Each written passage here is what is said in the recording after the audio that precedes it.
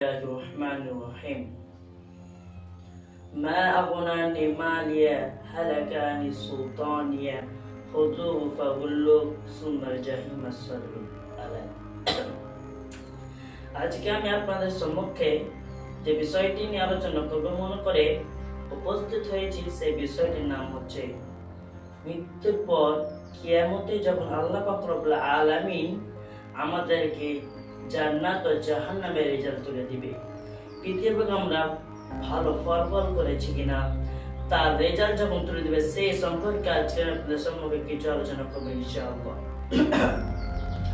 বলছি আপনাদেরকে জানিয়ে দিই যে মৃত্যু পৃথিবীর সকল মানব জাতি গ্রহণ করতে হবে। এইটি কারণ মহান পাক রব্বুল আলামিন তিনি পবিত্র কোরআনুল কারীমের মধ্যে মৃত্যু সম্পর্কে তিনি স্পষ্ট প্রমাণিত করেছেন। সূরা আল ইমরানের 150 নম্বর আয়াত তিনি বলেন, কুল্লু নাফসিন যায়কাতুল মাউত। পৃথিবীর সকল নাফসকে মৃত্যুর স্বাদ অবশ্যই গ্রহণ করতে হবে। আপনি যেই হন না কেন, আপনি যেই নেতা হন না কেন, আপনার সামনে অবশ্যই মৃত্যু আসবে। আপনি যদি মৃত্যুর হাত থেকে বাঁচার জন্য সমুদ্র সর্বনিচে স্তরে অনেক বড় প্রাসাদ করে লুকিয়ে থাকার চেষ্টা করেন, আপনি এই কথাটা জেনে রাখুন, তবু আপনার সামনে মৃত্যু আসবে। এবার আসে আমার মূল আলোচনার বিষয়ে। আমরা মারা যাব, তারপরে যখন আল্লাহ পাক রব্বুল আলামিন কিয়ামতের দিন আমরা পৃথিবীকে ভালো ফলাফল করেছি কিনা, জান্নাত যাব কি জাহান্নাম যাব, তার ফলাফল তার রেজাল্ট কেমন সেটা তখন তুলে দেবেন, তাই সম্পর্কে আপনাদের সঙ্গে আলোচনা করছি। মহান পাক রব্বুল আলামিন তিনি যখন মানব জাতির বাম হাতে আমলনামা তুলে দিবেন, তখন তারা বলবে, ইয়া নাফসি ইয়া নাফসি, আমরা নাফসের প্রতি জুলুম করেছিলাম, পৃথিবী আমার ভালো আমল করিনি, আমাকে আমলনামা নাই দেওয়া হতো, সে আফসোস করবে। কেন মহান পাক রব্বুল আলামিন তিনি বলেন, যার ডান হাতে আমলনামা তুলে দেওয়া হবে সে নিঃসন্দেহে জান্নাত চলে যাবে, আর যার বাম হাতে আমলনামা তুলে দেওয়া হবে সে জাহান্নাম যাবে।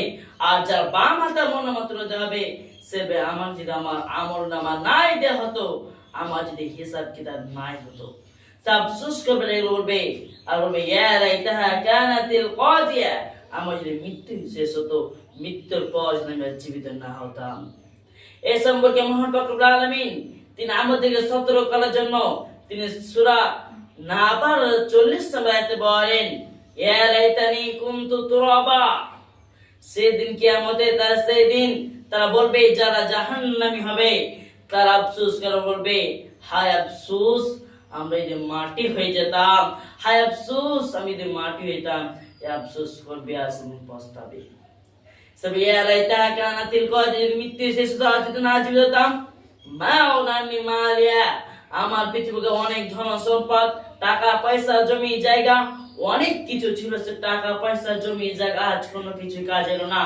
ইয়া লাইতা কানাতিল কাদিয়া, পৃথিবীতে অনেক ক্ষমতা ছিল, যে জায়গাতে আমি একবার পা রাখতাম সেই জায়গার মানুষেরা ভয় থরথর করে কাঁপতো, আমাকে অনেক সম্মান করতো, আমাদের সকল মানব জাতিরা ভয় করতো। আজ সে ক্ষমতা আমার গেল কোথায়? সে ক্ষমতা আজ আমার কোনো কিছু ওই কাজে এলো না, সেদিন আফসোস করবে আর এই কথাটা বলবে। তো আল্লাহ পাক রব্বুল আলামিন তিনি তখন ফেরেশতা বলবে, খুযু ফাগুল্লু, হে ফেরেশতারা সেই জাহান্নামীদেরকে ধরো, তাদেরকে সেই জাহান্নামের পোশাক পরে দাও। সুম্মাল জাহিমা সল্লুন, তাদেরকে জাহান্নামে নিক্ষিপ্ত করো। সুম্মা ফি সিলসিলাতিন যারহা যিরান ফাসলুকু, তাদেরকে 70 হাত লম্বা চওড়া সেতু দিয়ে বাঁধো। সেই জাহান্নামীদেরকে কাটালা জিনজিল, জাহান্নামের আগুনের জিনজিল, তাদেরকে বাঁধো, তাদেরকে জাহান্নামে নিক্ষিপ্ত করো। তারা আল্লাহ পাক রব্বুল আলামিনকে বিশ্বাস করতো না, তারা মিসকিন ফকিরদের খাবার দিত না, ওয়ালা আদম ইল্লা মিন গিসলিন, তাই সেদিন তাদের খাদ্য হবে গিসলিন, রক্তের পুঁজ। আর সেদিন সেই খাবার জাহান্নামীরা ছাড়া কেউ গ্রহণ হবে। এত ঘৃণিততম, এত নোংরা সে খাবার হবে, সেই খাবার জাহান্নামীরা ছাড়া আর কেউ গ্রহণ করতে চাইবে না। তাই আপনাদের সম্মুখে আপনাদেরকে আমি এটাই আজকে সতর্ক করছি যে সেই দিন এত কষ্ট আপনি সহ্য করবেন কেমন করে। সেই দিন আপনাকে বাঁচার জন্য এখন আল্লাহ পাক রব্বুল আলামিন আপনাকে যে সময়টা দিয়েছে, সময়টা কাজে লাগান। আপনার সে সময়টা বন্ধুর পেছনে শেষ করে দেন না, সেদিন আপনার বন্ধু কোনো কাজ আসবে না। আপনার যে বন্ধুর পেছনে আপনার সময়টা নষ্ট করে দিচ্ছেন, আপনার পাড়া প্রতিবেশীর জন্য, আপনার পরিবারের জন্য আপনার সময়টা নষ্ট করতে আপনার যে সময় কাজে আসবে না। এই সময় থাকতে আপনি ভালো আমল করুন, কারণ আমরা সকলে পরীক্ষাতে হয়ে এসেছি, যার ফলাফল মৃত্যুর পর হবে। পাস করলে জান্নাত পাবে, আর ফেল করলে জাহান্নাম হবে। পৃথিবীতে আমরা সকলে পরীক্ষার্থী হয়ে এসেছি। আমাদেরকে আল্লাহ পাক রব্বুল আলামিন পরীক্ষার জন্য পাঠিয়েছেন, পরীক্ষা করার জন্য পাঠিয়েছেন।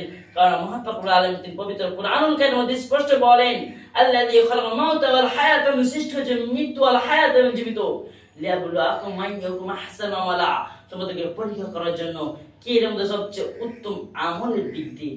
আমাদের আমলটাই তিনি দেখবে, আমাদের টাকা পয়সা দেখবে না। কি তোমাদের সবচেয়ে বেশি টাকা পয়সা জমিয়েছে, কার বেশি ক্ষমতা ছিল, এগুলো মহান পাক রব্বুল আলামিন দেখবেন না।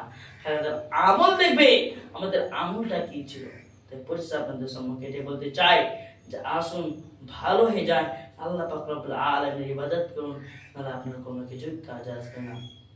পয়সা মহান পাক রব্বুল আলামিন দোয়া করি, আল্লাহ তুমি রহমান, তুমি গফফার, সকলকে পাঁচ ওয়াক্ত সালাত আদায় করার তৌফিক দান করুন, যেন প্রত্যেকেই জান্নাত লাভ করতে পারে, সাআদাতে বাঁচতে পারে। আমিন সুম্মা আমিন। ওয়া সালামুন আলাল মুরসালিন।